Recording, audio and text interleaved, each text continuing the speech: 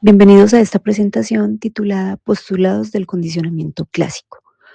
Hoy vamos a explorar cómo funciona este tipo de aprendizaje, sus elementos clave, los procedimientos que lo caracterizan.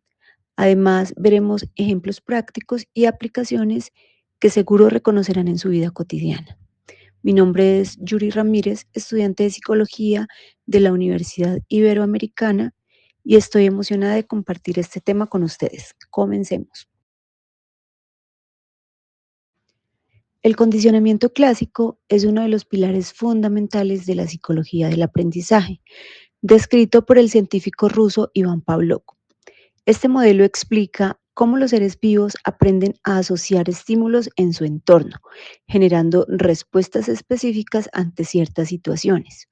Aunque suene complejo, este proceso se encuentra en la base de muchas conductas humanas y animales, desde cómo desarrollamos hábitos hasta cómo reaccionamos ante ciertos estímulos emocionales. El condicionamiento clásico tiene aplicaciones prácticas en áreas como la terapia, la educación e incluso en la publicidad. El condicionamiento clásico se compone de 5 elementos principales que trabajan juntos para formar asociaciones. Primero tenemos el estímulo neutro o EN, que inicialmente no provoca ninguna respuesta significativa, como el sonido de una campana. Segundo, el estímulo incondicionado o EI, que genera una reacción automática y natural. En el caso del perro de Pavlov, la comida es el estímulo incondicionado. Tercero, la respuesta incondicionada o RI, que es esa reacción automática al estímulo incondicionado como la salivación ante la comida. Luego tenemos el estímulo condicionado o EC, que se forma cuando el estímulo neutro, como la campana, se asocia repetidamente con el estímulo incondicionado.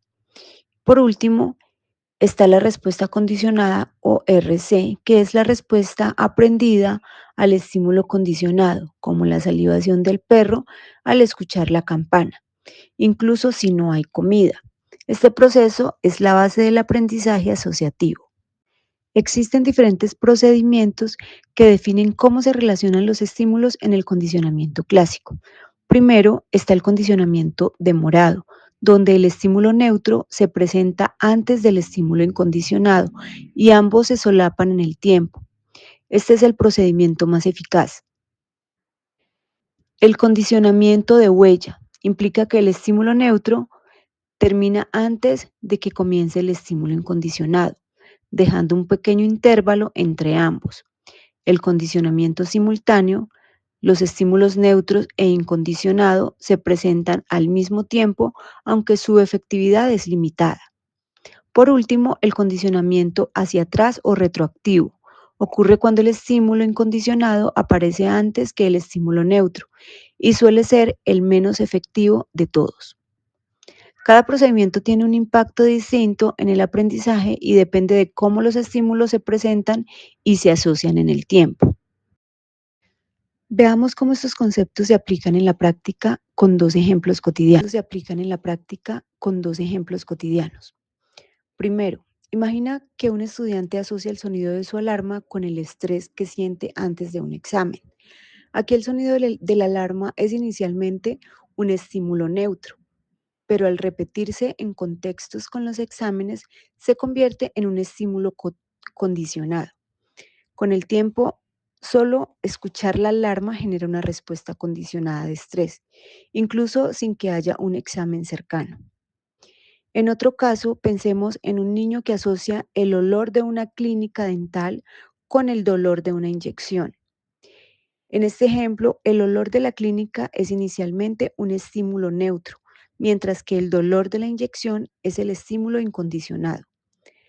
Tras varias experiencias, el olor de la clínica se convierte en un estímulo condicionado que provoca una respuesta condicionado de ansiedad, incluso sin la inyección presente. Estos ejemplos muestran cómo asociamos estímulos con emociones o reacciones, a veces sin darnos cuenta. El condicionamiento clásico tiene muchas aplicaciones prácticas en diferentes áreas. Por ejemplo, En la terapia conductual se utiliza para trabajar fobias. A través de técnicas como la desensibilización sistemática, se enseña a los pacientes a reemplazar el miedo con respuestas de calma frente a los estímulos que les generan ansiedad. En el ámbito educativo, se usa para fomentar buenos hábitos, asociando recompensas y comportamientos positivos. Y en la publicidad vemos cómo las marcas crean asociaciones emocionales entre sus productos y sensaciones agradables como la felicidad o la confianza, utilizando música, imágenes, olores específicos.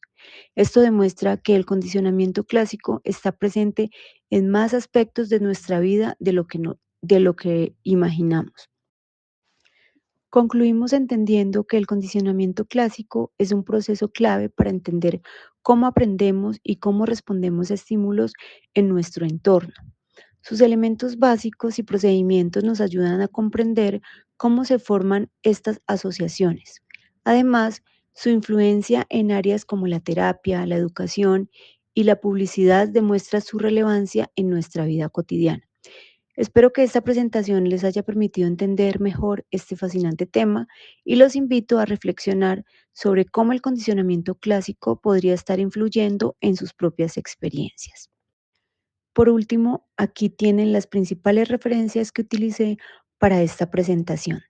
Quiero agradecer su atención y espero que hayan disfrutado del recorrido por los postulados del condicionamiento clásico.